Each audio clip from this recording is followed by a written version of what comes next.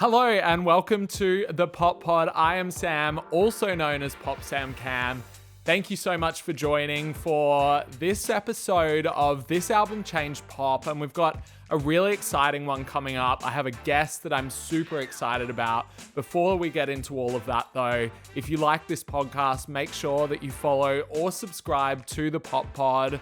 Can you also rate us 5 stars if you have the chance? It really helps with our visibility on platforms like Spotify and Apple Music. And last piece of housekeeping, if you want to join the Discord, come talk about pop with other like-minded people. I will drop the link for that down in the show notes below. But let's get into today's episode. I am about to be joined by somebody who you may recognize.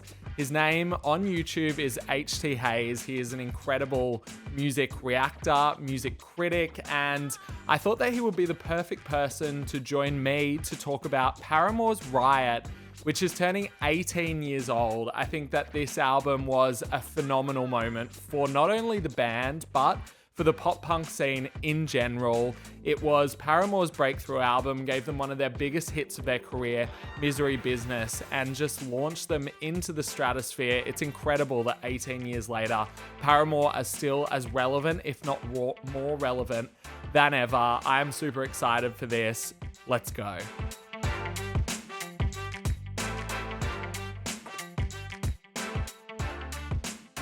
Okay, I've been talking about the albums that have changed pop in some kind of way that are basically just turning into albums that have changed my life in some kind of way.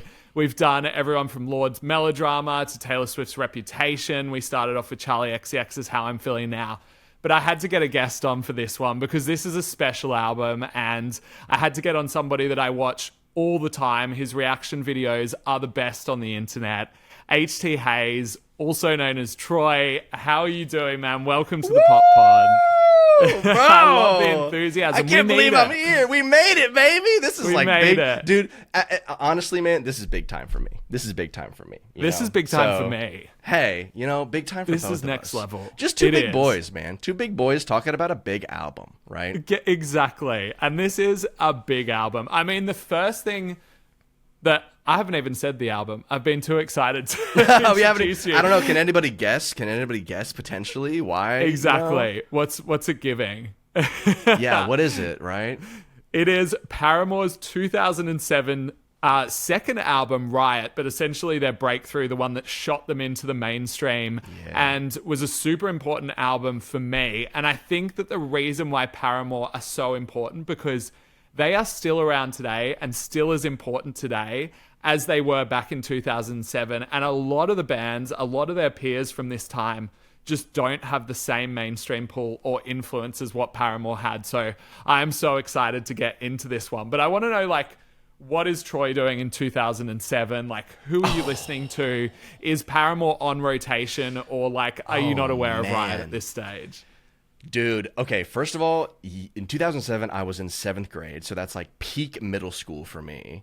So Okay, that's I similar was, to me. thoroughly, my life was fully obsessed with rock and roll music. My parents were big, 80s, rock kind of people with the hair and the Bon Jovi and stuff like that. And then in my friend Your parents group were rocking the hair? Yeah, dude, my love dad that. had longer hair than I do right now back when my love parents that. met. He had full on down the back. So he was, they had me kind of grow up on that. And then when I was in 7th grade, a lot of my friends were just now discovering classic rock, like AC/DC and stuff like that. But man, I'll be honest, I was never interested in Led Zeppelin or AC/DC in the same way that I was so attracted to Paramore. Yeah. And along with Paramore, obviously follows, I'm sure, for a couple of people, that listen to them as well. The Fall Out Boy, Panic at the Disco, the My Chem, all of that glorious emo music that was just kind of coming into the front of the listeners was invading my brain back then. Yeah. So I was like, all I wanted to do, little Catholic school, me in my uniform, was like straighten my hair, start wearing eyeliner, and like, you know, rip my jeans, buy ripped jeans that have already been ripped, or like, you know, the skinniest jeans. The jeans are getting skinnier. Yeah, I was painting them on. Yeah, exactly. I was like, oh, do I get jeggings? Is that too far? Like, I don't know, right? Like, I was in 7th grade, and like the coolest bands in the world were Panic at the Disco, Fall Out Boy, and Paramore to me. They were like my big 3 back then, I would say. I think I'm at a similar spot in 2007, honestly. Like, I feel like the Avril Lavigne thing had happened in the mainstream and kind of made the way for this like movement that was bubbling under the mainstream that had bands like Fall Out Boy, Panic, and Paramore to become extremely kind of like in the commercial conscious, and for a hit like Misery Business to be able to happen on the charts. It was all happening, and I think that Paramore, I used to look at the American charts all the time. I was like, oh my God, America, like imagine going there. That was like the goal for me, to watch the American charts and the music. And I remember seeing Misery Business come up and putting it on. And at the time I was like obsessed with My Chemical Romance. Yep. But it was so cool to hear a girl like just absolutely belting.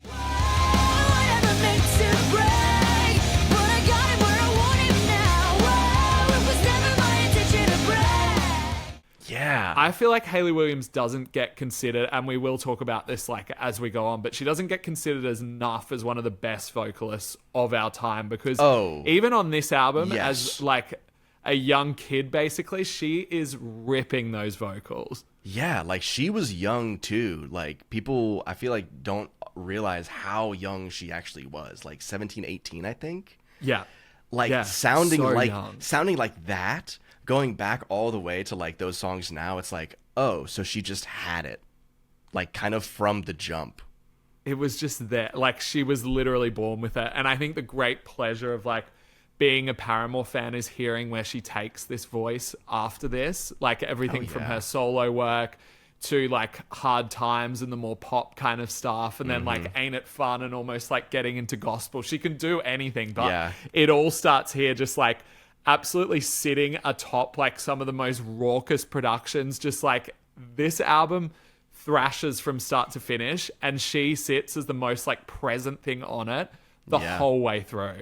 And you make a really good point too, like as they transitioned out of, you know, that like heavier pop punk kind of aesthetic into like more experimental pop, you know, realms. Yeah.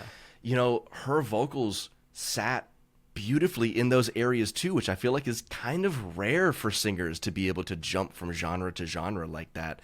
And still like capture the essence of like her performance and like who she is as a person, like within the lyrics, within the melodies, within the backing, you know, harmonies, and even with like performance in the band as well, like live production.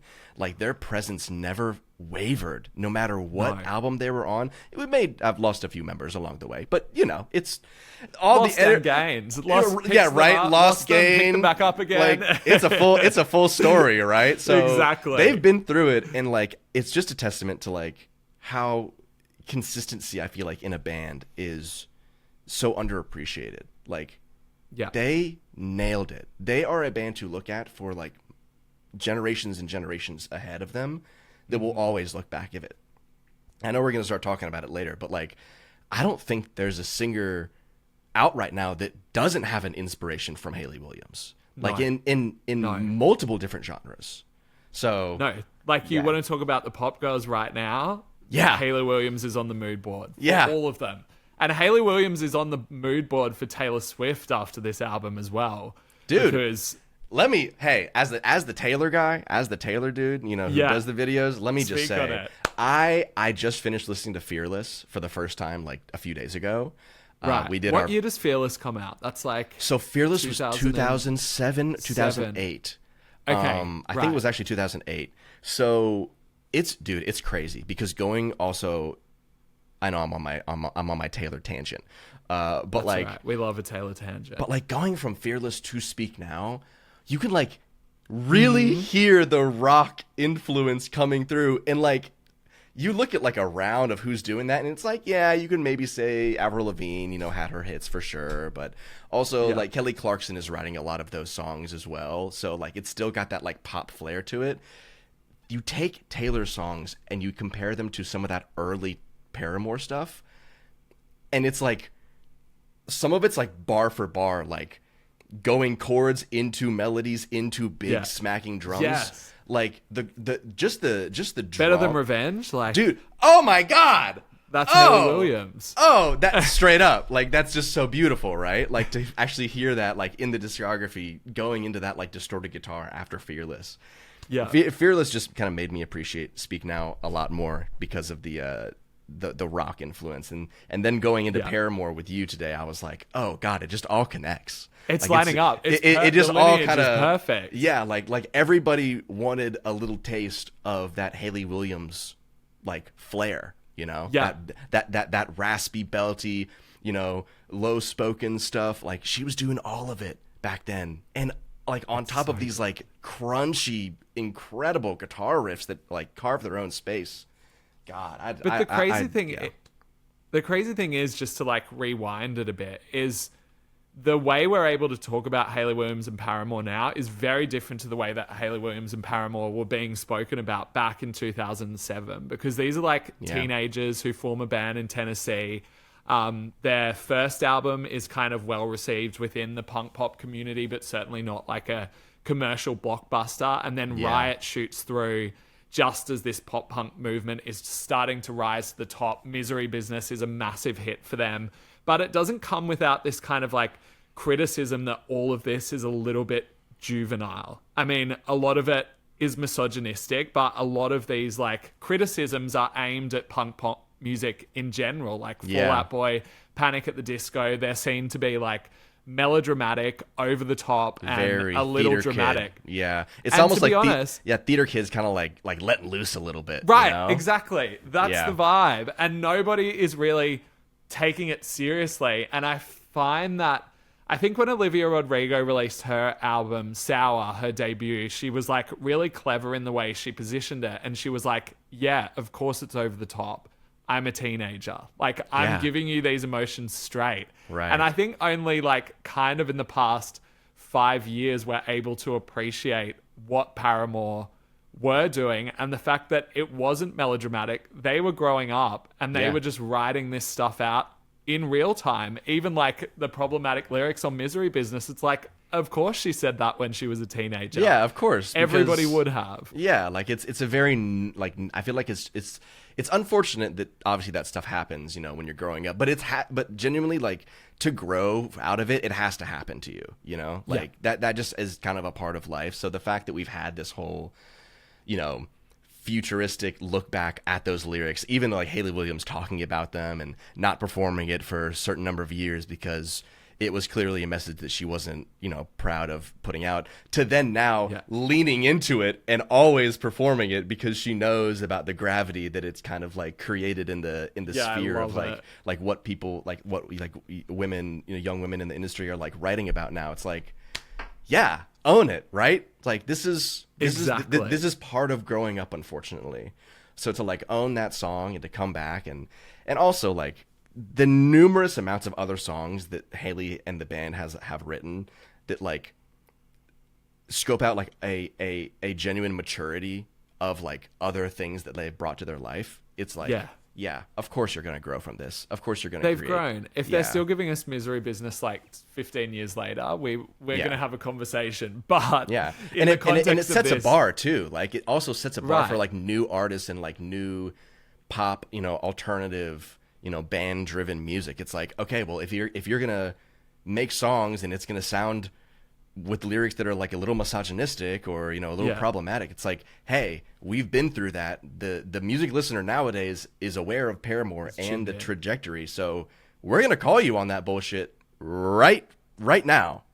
Exactly. I think that's so true, and I think Paramore like learn and teach a lot of lessons along the way. Absolutely. And just like kind of become the voice for, among other bands like this, become a voice for like a kind of frustrated, angry teenage generation. And I've always found that when a new social media platform or something that kind of dictates the direction of music comes out, it always takes the temperature on where the youth are. And MySpace, we started getting the pop punk thing heavy, and like that was our generation, like certainly mine, I'm guessing yours as well. Oh yeah. And then SoundCloud gives us the whole SoundCloud rap thing, and then TikTok gives us the bedroom pop thing, and it just manages to capture like a whole generation of people. But MySpace was so different because we'd never had anything like that. Like there was literally never a social media platform that tied people together and allowed us to discover music in the way that MySpace did. Whereas now like TikTok and everything that's come since kind of walk in MySpace's footsteps. Absolutely. And it's really cool that this is the kind of music that it ends up bringing out, because I remember hearing songs like Misery Business, and that's what you get, and pinning them like straight to my page and being like, this defines me right now. Like, this is how I feel. This is the situation I'm in, and they're like owning it so hard, and these guitar riffs slap. Exactly. So, like, and my parents are like, what are we doing wrong? He's going down a dark path. Yeah. What is this? I remember having to like cover my speakers listening to Green Day back in the day, just because they would say like curse words and whatnot. And I was like, I can't like get in trouble with this. But with MySpace, it was like, my parents aren't going on MySpace. No. Like, it was our own little secret, like our own little oasis thing to discover these things. And the fact it felt like we could kind of own it in a sense, you know? Like this felt like so uniquely mine, even though it clearly wasn't. No, like it was so customizable and personable. I feel like it definitely defined a generation because of all the coding you had to do too, and the fact that you could set a music, like a song, to your page. Like it was a forced thing. Like, oh no, you're coming to see what I'm up to. You're listening to this song that I'm listening to right now. Like, there's no like, oh, I remember like trying to go to like my current girlfriend's page and be like, oh, I want to look through her pictures or something like that. And then I'm like, how do I turn the sound? How do I turn the music off? You couldn't turn it off. No, like, there wasn't like a pause. Auto-played, that's right. It auto plays. Like, you cannot turn it off. It's gonna go to the next song when it's done, and that's there's nothing you can do about that. So it's like, you also had to make such an intentional choice about what song defines you, because you got that one that came up. And I guess it's the same with the iPod as well. When they were in the days when you couldn't fit that much onto it, you had to be so intentional with what you listened to and what kind of scene you attached yourself to. Whereas nowadays it's like, listen to whatever you want, like be all over the place. And unlimited. I think there's pros and cons to both. But I think it was really cool that for this brief moment, I chose this pop punk movement so heavy. Yeah. And I just fucked with Paramore and this album. And there was something about the sound of it that just like unlocked something in me that maybe the Fall Out Boy and Panic at the Disco records didn't really. I'm wondering like if it was the same kind of experience for you. I think I definitely think so. I mean, I remember one of my earliest listening experiences to Panic. I was so enamored with the instrumentation, but man, that guy was yapping about something else, dude. Like he was full like titles of the songs alone being like 2 sentences. Right. That was the thing. Like that was cool. It was like almost cool to like have a weird quirky name for a song that has nothing to do with anything. Just shut up and listen to these sick guitar riffs. Like that's kind of what I feel like a lot of like early, at least like Panic and Fall Out Boy kind of were. Like, yeah, you could probably decide, you know, some meaning in the song if you picked out a lyric or two. But then when it came to Paramore, it was in your face. The lyrics, the verbiage, so much more conversational, so much more direct to the point of how you're feeling or how Hayley was feeling than all these like mysterious, you know, that's a really theater kid type shit where it's like, oh, let me paint the picture. It's like, nah, dude, just she was just all about her own emotions and getting that shit out onto the song, which is just so much different than I feel like the approach that like Panic was taking at that time. Obviously Panic got different and more experimental with like Pretty Odd, and you know, Fall Out Boy went with like Folie à Deux, and that was, you know, a lot more of an album. But like the fact that this was Paramore's second album and it came off as such a strong start to like the general vibe of what they wanted to accomplish with the next record and the next record and then the pivots. It's like it's just That's really a impressive. really good point, actually, that I hadn't considered enough, but something that resonated with me this morning when I was going back for like my third or fourth listen of the past couple days. But it does hit you so directly. But I'd never thought about the fact that the other bands weren't really doing that in the same way. And there's a tone to the way that Hayley Williams sings to her audience that is so direct and just cuts straight through. Like, you're so right. I've never thought about the way that like they were complicating things in a way to like, obviously the whole movement was based around being emotional people, but there was something very detached and unemotional about making the track names so kind of long and convoluted to try and maintain this like level of cool. And I've always gotten the sense that Hayley Williams doesn't really care about being cool, and that's what makes her inherently so fucking cool. So cool, so iconically cool. It really is. Like, you go back and listen, and like, no shade to the other bands. I live off of those bands. You know, don't like get me wrong, I'll go back on that love Panic that album shit today, right? Yeah. But like, you know, as like an adult with a fully, you know, hopefully fully functioning frontal lobe. Yeah, getting there, I hope. Yeah, maybe one day, but.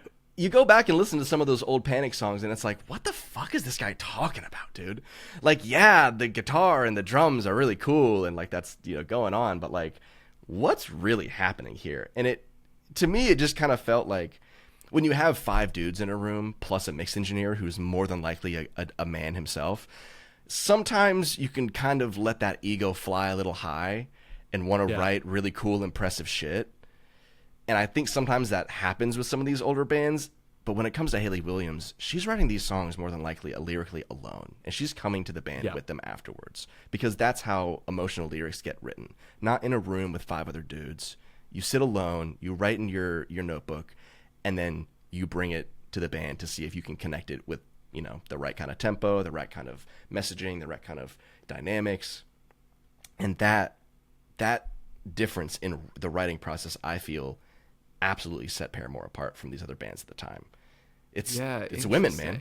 It's emotion. It's being connected to your emotions and really bringing bringing it forward rather than being like, oh, cool, let's pretend we were in a fucking barbershop quartet and like, you know, do like a cool little harmony thing. It's like, okay, guys, that's really cool. Love that you did that. But like, very pretty odd Panic at the Disco. Right. Yeah. It's like, okay, cool. Love that stuff. Like, you know, but you know, deep, emotional, truly emo shit. How could you go wrong? Do you think that that's what helps this album spread? Because it's initially not a huge success. Yeah. It peaks at number 15 on the Billboard 200, which is good, but not like incredible. And this movement starts to happen simply through just like this band's touring and just word of mouth and the movement that's going on things like MySpace. Yeah. Do you think that helps? I think it absolutely does. I mean, I think that for one, touring, at least back then, was like everything to these bands. Yeah. Like that was like, yes, you know, there was a focus on like the digital space with MySpace, obviously, and then you kind of had Tumblr coming in and Facebook eventually kind of, you know, getting everybody on at least on their home computers. But man, nothing quite hits like when a band is performing live in front of you and they come with that same energy that you feel when you're listening to their album. Yeah. And that is what Paramore brought. Like, I watched their documentary from this last, the Riot tour, or like the final Riot tour. Yeah. And dude, they were so upset with themselves about how long it took them to like finalize the tour. Because they cared so much about how it goes, the intro, the outro, the transitions between songs, not letting it be a dying moment. These are teenagers. Teenage kids, you know, thinking about this, and then you go and you see the show and it like is interlaid with footage, and it's like, oh, that's how you perform. Like, that's how every pop punk band, the mic twists, the guitar spins, the drums getting thrown, the sticks getting thrown, the drums coming from the back. Like, dude, that was... Paramore did it all back then. Like, they did not show out for their tours. So I think that the tours, mainly after this album dropped, helped immensely through, like, pushing that sound out. Because, like, what came after, like, in, like, the overall, like, pop space was, like, a lot, like, like during this time, I think looking at it, it was like majority hip hop. Yeah. Like at least in the top 10, like 6 out of 10 songs were like hip hop songs. There was like maybe one country and like a few like pop alternative adjacent. Like it was almost like a teasing of it, you know, like you said, Avril was kind of in there, you know, testing the waters, but then like there was writers behind it, right? Like there was clearly pop centric writers, right? And then after, you kind of see a little bit more of this, like, I mean, I wish it was like direct pop, you know, pop punk into the like streamline into it, but obviously it was like a slow build, you know. After that, you got, you know, some bands that you might not even have thought of getting close to the, you know, Billboard Hot 100, like All American Rejects. Yeah, right. Like, dude, of course, All American Rejects. Yeah, like think about that nowadays. Think of I'm trying to think of like a band that can break into the top 10, and it's like, where do you even go? There's no one. Like bands are kind of gone, you know, at least like from the front of it, right? Like you kind of have Joe right now. He's like a band driven, and then like Role Model, who's also kind of band driven, but like it's still singular names, you know? So it's kind of not really delivering on that kind of like band aesthetic, you know, visualization on the charts. Yeah, but Hayley was always very like steadfast in that. Yeah, like she wanted to be a band. She never wanted to be singled out as the member of like the front person, basically. Yeah, so there was even like an article I think that was written like in between All We Know Is Fallen and then Riot that kind of like posed her as that. They're like, oh, this band's really cool, but like check out this lead singer. Yeah. And she made like a whole statement like on her MySpace about like, hey, I don't want to be rude, but like I do not support anything that this magazine says about us. Like we are a band. It was like a major focus for her. And I think that that's so incredibly important to like their legacy as a band that she's like, it's not just me. Even though she has her solo stuff, Paramore is everybody. Which is crazy because she's so prolific and like that ego gets to so many people. I mean, it happens to almost every band that is coming up at this time. Look at Panic at the Disco. Panic at the Disco, exactly. Brandon Flowers, made, the Killers right? goes solo. Exactly. Like, I think even Fall Out Boy, like there was a moment where...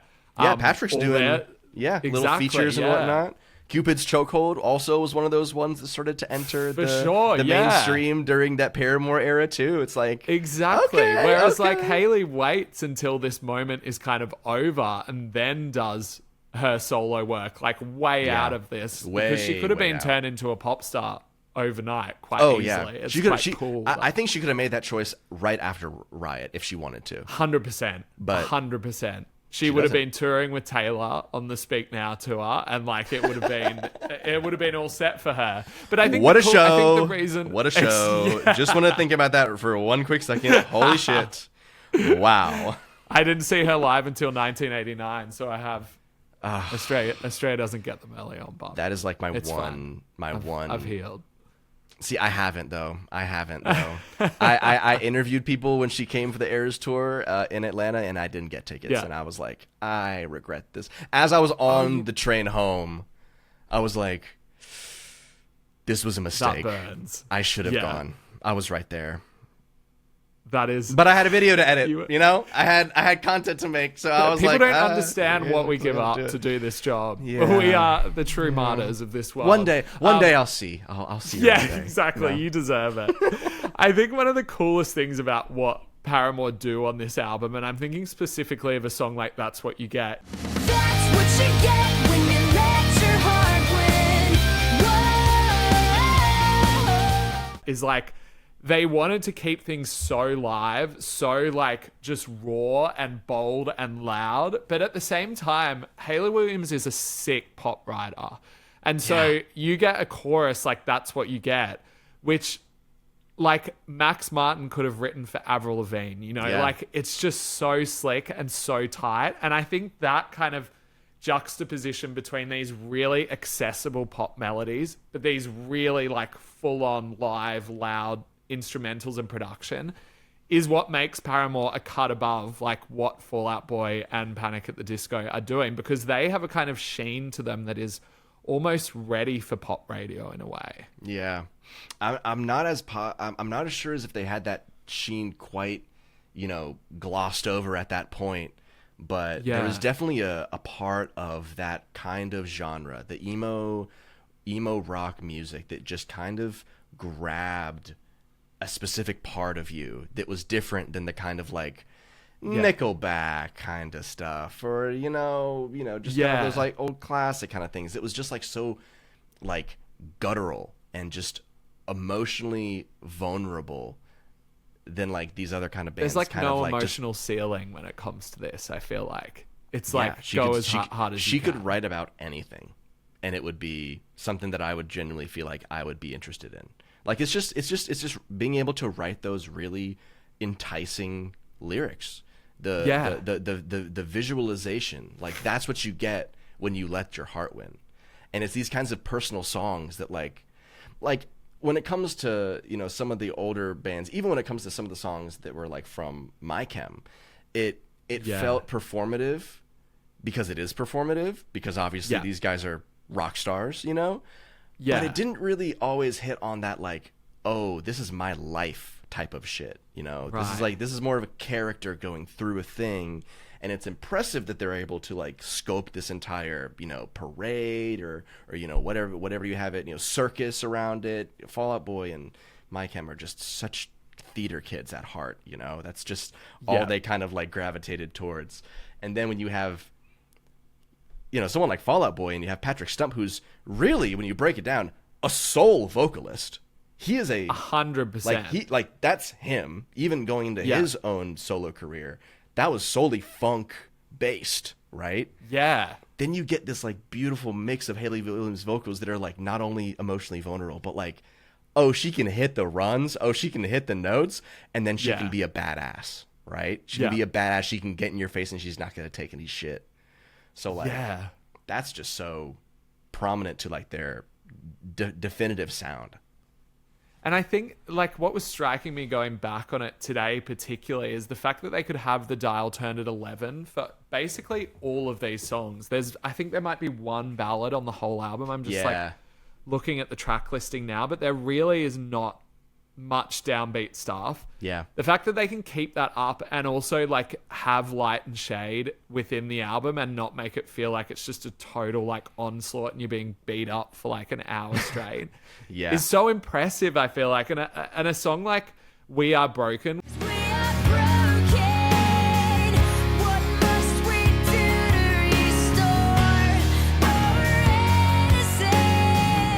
which to be honest was like melodically not one of my favorites on the album, but it just struck me as such like a beautiful way to address like depression and mental health at that kind of age. And she has such a like, I don't know the way to say it, but it's almost like a relatability where you almost feel like you could sit down with Hayley and tell her everything. Like she's not playing the character of the rock star, she's playing the character of your friend. And I think that's something that's really important to Taylor and Olivia, like as this lineage goes on. It's the camaraderie that takes place when you have specific verbiage in a song.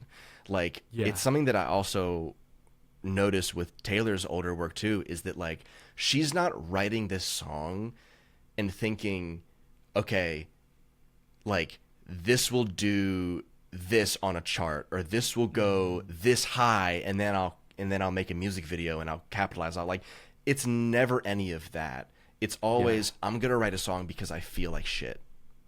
Or I'm going to write a song because this person is a fucking asshole and they need to know that I'm not going to take this shit. It's all like it all comes from like a very deep emotional place that's just, it's just different. It was just very different from what was on the radio in terms of pop, in terms of rock, in terms of hip hop, all now, like during that time. Like, it was just way more sincere than I feel like a lot of that stuff. Like I was looking at the charts and it was like, even in terms of like women vocalists, like Pink was up there, Kelly Clarkson was up there, and it's like there is a little bit of grit in those songs, but when it comes to the lyrics, it's very like surface level, bland into the way of like to be relatable, like very relatable. Like, oh, I want everybody in some kind of friend group to be able to relate to this. Hayley did not take that approach at all. It was like, this is coming from my heart. So I know that young kids who are going through something similar are going to, relate to this. So to me, it's not surprising that like the album didn't do incredibly well when it came out, because older people are kind of in charge of that stuff, and it's not really to the point of like, the youth really forming the culture of music like it is nowadays with all the apps and whatnot. It's like back then there was very much of like this gatekeepy feeling with like pop radio, where it's just kind of like, well, you can get like a little distorted guitar in there, or you can talk a little bit about this stuff, but we're not going to push like the super deep emotional stuff. Like that's not really going to be for us. And I feel like, looking at the charts how they are now and, over the past 10 years, it's like, man, what a flip.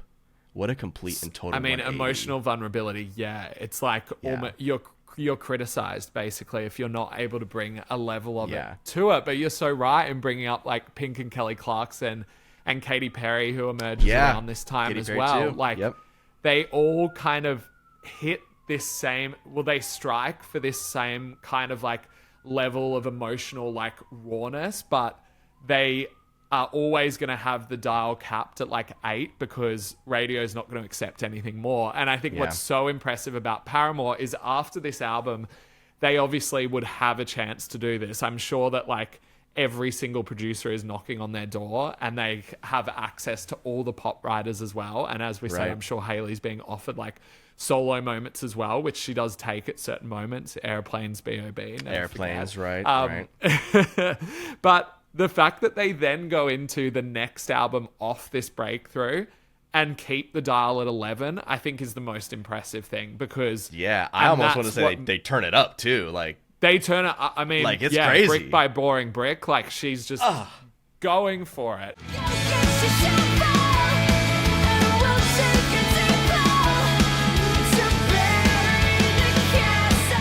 It's insane. And I mean, they do have the only exception, which is kind of more ready for radio. But at the same time, I don't think it's compromising on anything that she was already doing.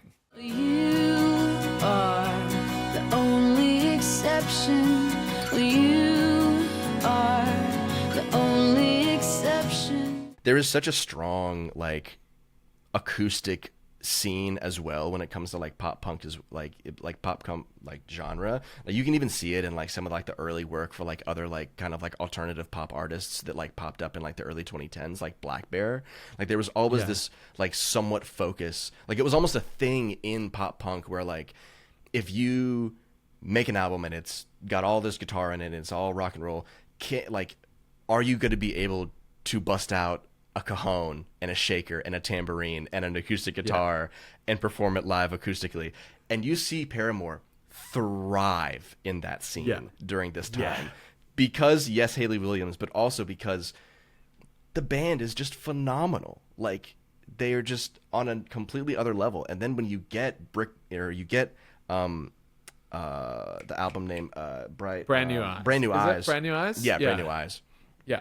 It's like it was just so much explosiveness. It's like, oh no, they're like actually going for this like hardcore, like pop punk driven like scene. Like they're like, even though these songs have popped off on like radio, like here and there, like they're still consistently like in that scene, which is like the best feeling as a fan to have, that like, oh, this band that I like is getting popular. I hope they, don't sell out, because selling out was such a big, kind of point. Such a thing, right? Yeah. And it's like, no, they kind of didn't. They kind of just kept with their own shit. Absolutely didn't.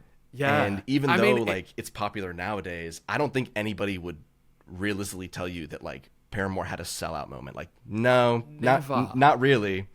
Even when they get to like Still Into You, which I would say is probably like the most pop forward song that they've ever written, and an incredible song. I should be over all the butterflies. I'm into and baby, even on a worst night,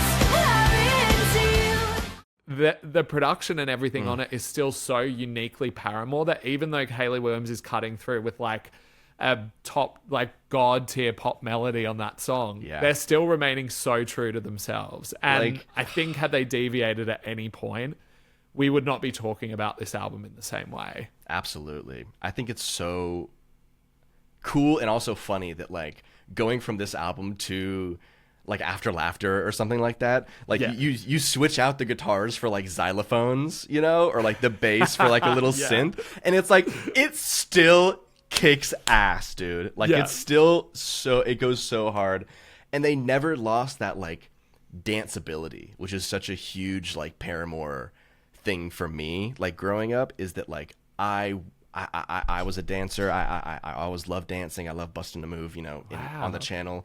But like, if you can make a rock song dancey, Yeah. you got it. You Like got that's it. Yeah. like you kind of have white people when you do that, you know? Like that's kind of it. It's like, okay, you got a little groove in there and I can like catch it and not lose it, you know? Like Yeah. that's And I think that's a hit. maybe part of this album that we haven't like picked up on at all yet, is that it's just fun. Like Dude. it's really fun Yeah. to listen to. Beyond all the like emotional heightened stuff, this has some really like just enjoyable, danceable, like Yeah. groovy moments on it. And I think the groove of Paramore, which I feel like comes out like a lot more on After Laughter and songs Sure. like Ain't It Oh, Fun as yeah. well. But it's here, like it's starting to build already at this Oh, yeah. moment. I think like Yeah. Crush, Crush, Crush, or like a song like that. I feel like you Absolutely. can feel that starting to come through.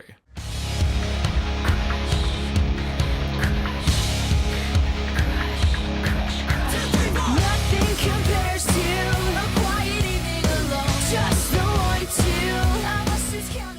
And especially like I love that you brought up Crush Crush Crush, because the production in that song also takes a little bit of like inspiration from an EDM scene that was also like slowly Yes, very you're much so building right. like within Yeah. that time. Like it kind of came out a little bit later. I feel like EDM actually kind of took a little bit of the spot from pop punk, at least in terms of 100%. like commercial ability, because the pop stars kind of like everybody just wanted to dance because life was not great in the United States. Like full on recession indicator. Sounds like a time that we might be living in right now. Yeah, maybe. I have to somewhat agree. Yeah. But also like, man, what great music to come out of it though, right? It's like So good. the dance. I mean, you're totally right in saying the EDM thing, because Hayley Williams ends up in that on Stay the Night with Yeah. Zed and sounds like Yes. totally at home on it.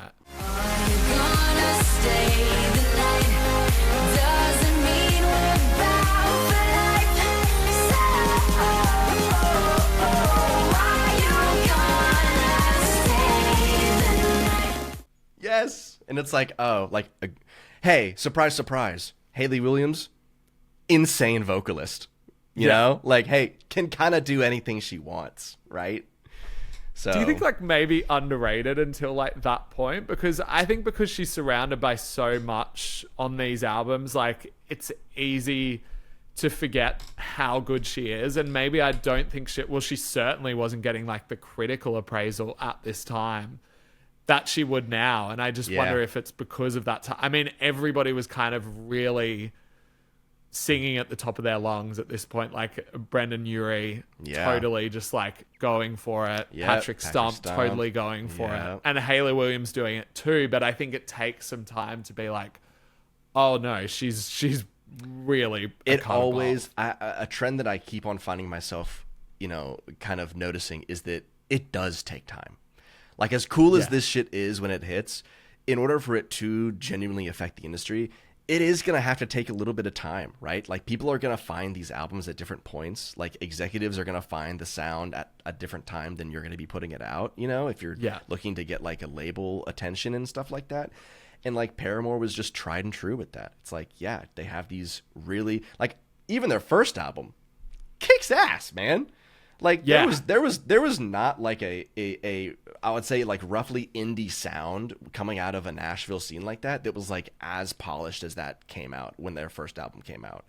And then Yeah. with this one they just capitalized off of it and like made it so much more of like a visual thing. Like I remember Hayley talking about the beginnings of Riot and how she was like, I just want it to be orange. Like I want my hair to be orange. I want the mic to be orange, which is like kind of a sentiment that gets repeated through history with a lot of different artists Taylor Swift, Yeah, red. right. Billie Eilish has the blue aesthetic. Like, colors. Olivia has the purple. Olivia has the yeah. purple. It's like, I'm not going to say Hayley Williams invented colors, But she kind of did a little bit, right? Like, she Yeah. like really go back and try to find an album like that, like was in the pop sphere around this time that That's had like so such true. a I've color never thought about this influence. as the genesis of the orange. Right? It's Yeah. it's like a powerful color that's in your face, that's not going away, that like kind of, you know, scopes out what the album's gonna be focused on. It's like this Yeah. bright orange, invasive, like in your face, I'm not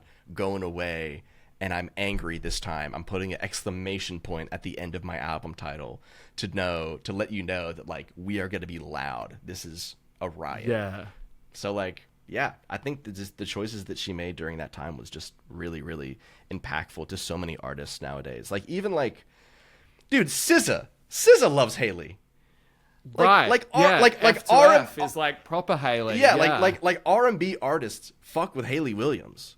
Yeah. Like that's, if anything, like yeah, I think that she's pretty. I mean, I don't know if underrated now would make sense, but I'll say this: if she's not appearing in the top 10 or at least the top 20 of like modern day singers best of, yes, It's wrong. underrated. Yeah. Underrated. Yeah. You know, if Yeah. she's And yes. if she's in like the 90s or the close to the 80s on any like big list or whatever that's going to go back to like, you know, the 70s and 80s, pump it higher, baby. Yeah. Pump it higher, man. Yeah. Cuz I come on, endorse. man. Come on, dude. Like we're And it's talking about a because she natural is talent, so bro. diverse, you know, like there's and this is perfect to like go in the conversation of what has Riot inspired, and that's like elements of so many of the pop artists that exist these days. And like Yeah. you don't just have to look at the obvious ones like Olivia and Taylor and Billie. Right. You can go into so many different genres. Like there's rappers who love Hayley Williams and Oh, her yeah. stuff. You've mentioned like SZA as well.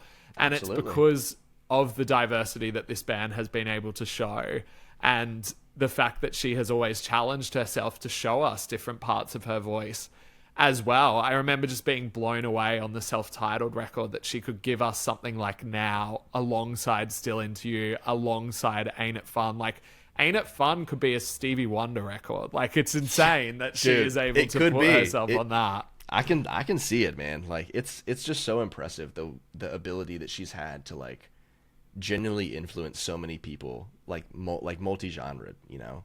Like even with their pop stuff, it's like I don't know. I genuinely think Billie has tried to recreate All I've Wanted a few times. Like the feeling of it, right? Like that feeling of the acoustic start to that big, huge, explosive ending. Yeah. Happier than ever. Happier the than ever. greatest. Like that's Paramore. That's It's like, clear. It's The all line's there. clear. Like everybody loves Paramore and everybody appreciates Hayley. And I feel like that's just like a given nowadays, just because of how the world has kind of just woken up over the last decade and a half of Paramore being around. Like, yeah, they're the goats, man.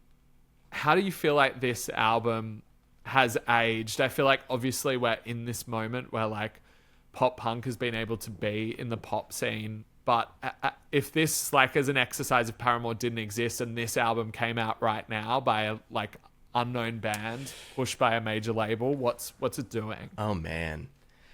I still think that it would do very, very well. I mean, just from based on the singles going back to it now, this is the guitar tone that everybody, you know, at least in like the alt like pop punk scene like strives for, which is just such a like a point of like production. Like that's the tone.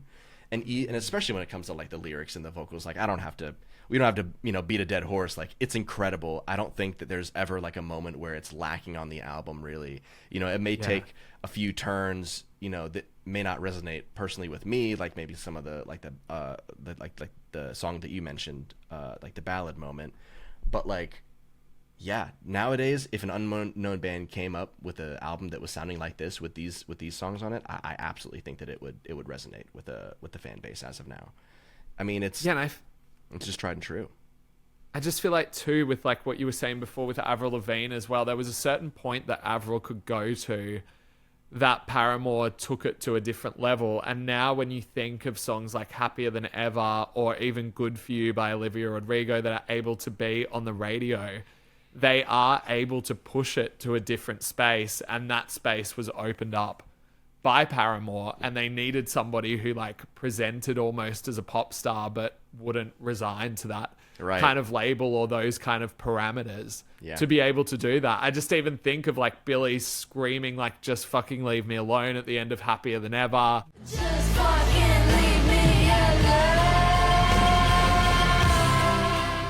Right? Like the chorus of Good For You goes so hard for a song that ends up on the radio and like is a number one record in the country. Well, good for you, you look happy and healthy, not me, if you ever cared to ask. It does literally take 10 years to get there after something like this. And It does. this album is... It's the angst, man. The angst, right? It's the angst. There's always going to be teenagers. There's always going to be it's like, teenage angst, yeah. right? So like, why not, kind of influence yourself from the best of the best? It's like, And I'm sorry if you're a teenager at this time and you weren't able to lean into this, because I feel like it was my outlet of catharsis, and who knows what I would have been doing otherwise. I say for places. teens, yeah, just a quick little B&E. Ah, man, Paramore album delayed. Guess I'll rob a bank. But like for real though, like it was just such a huge moment for like teens around that time, and the fact that like we're getting these influences nowadays too. It's like, yeah, man, this is incredibly written pop punk music that has like a heart to it, you know? Yeah. And it also spoke to such a point in time too, where like sometimes in the pop punk sphere, like a great vocalist was just like not the like end of the world if you didn't have one, especially when there's like a dude too. Like, sorry guys, but like sometimes the vocals just weren't really giving. We all can't be Patrick Stump or Brendan Urie, you know? No. But like, man, what a step in like an incredible direction for Paramore, for Hayley Williams to like bring it up a notch. Like, hey, we're singing now. Like, we're belting now. And like, yeah, you know, in the pop sphere nowadays, we have a little bit more of like a spoken word thing going on, which is fine. But like, when you get kind of like a low key artist that like sings softly like Billy, reaching those high pinnacle moments, it's like, oh yeah, like that's Paramore, dude. Like everybody wants a little taste of that like belt, right? Everybody wants to be able to belt. 100%. The belt is what it's all about. Like, it's so good. Because you can take the production there and you can take the drums there, but if the vocals aren't there with it, it's going to fall flat in the chorus. And I think like just as a ending note on this album, every single chorus reaches that point. Like there's not a single chorus that falls off a cliff on this. Every single verse brings you up to this point, and then she's like got that like, what's the game you play at carnivals where you like whack-a-mole? Yeah. And she's just shooting it right through that into the stratosphere. Like the heights that they reach on Riot is like truly incredible for these teenagers, and like what a journey that they've gone on. We could literally do a podcast series on Paramore. On every album. Yeah. On like it's it's definitely possible. And I think that, and I know that, like, obviously we focus so much on Hayley, you know, this episode, which is, you know, granted, she's an incredible talent, but also the fact that the band was able to keep up with those vocals is just such a testament to their own, like, musicianship. Like, even though we've had, like, multiple, like, bassists, or we've had guitarists leave and come back because of, you know, romantic kind of, you know, problems and stuff like that. Like, the drums in that album paired along, like, rhythm section alone carries those vocals so incredibly well.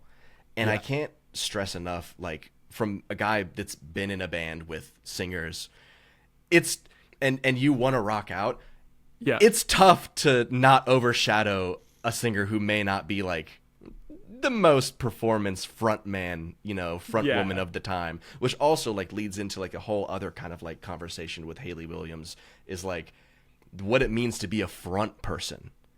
Like what it means to be a performer in front of the band. Like there was such a time, I can't believe it, you know, in the music world where like you would sit still or sit on a chair and sing a song. Like Yeah. What? Like, no, like this is a completely different like approach to, you know, entertainment as a band in itself.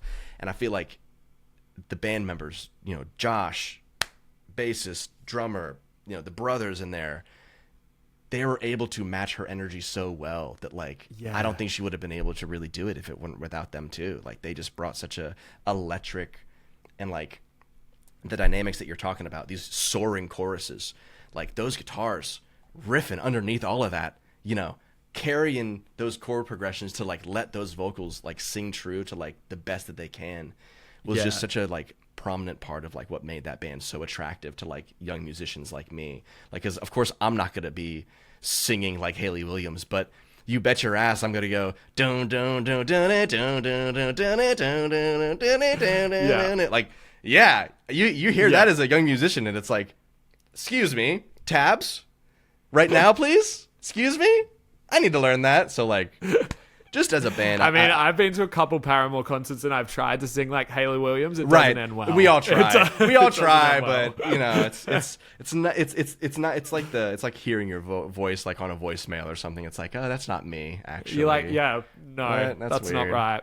Yeah, but man, just what an incredible group to come together at like such a young age to like push pop music into such an incredibly fun and addictive direction. You know? Yeah. And I think too, like the fact that we're even discussing this album 15 years later, this album was part of a wave of music. It was part of a trend. Like it could have very easily faded into the background, but the fact that it's worth discussing and the fact that there are so many ways to connect it to today and things that are happening right now, 15 years later, I think is testament to how incredible this record is, how incredible this band is. And it's been a pleasure to discuss it with you. Sam, I think we need to start a petition to have a like 4 times the size of Hayley Williams statue erected in New York City. I'll do everything I can to make that happen. I think we need to start it. If anybody, you know, can get that in the works for us. Yeah, if we can get the change.org going. Yeah. Let's go. Let's start it, man. You know, more statues of Hayley Williams around the United States. She seems like the kind of person who would be mortified if we pulled that off. She's just so humble, you know. She's just so humble. But we can't help but love our pop punk queen, right? Our humble queen. I bow down. I bow down to you too, Troy. I bow down to you, my friend. No, I bow down to you. It's been such a pleasure having you on the Pop Pod. Make sure, if you're not already, there's millions of people already tapped into what HTHAZE is doing on YouTube and all the platforms. Incredible stuff. It's been a pleasure to talk to you. Thank you so much. We've got to have you back sometime. Right back at you, Sam. Thanks so much, man. It's been fun.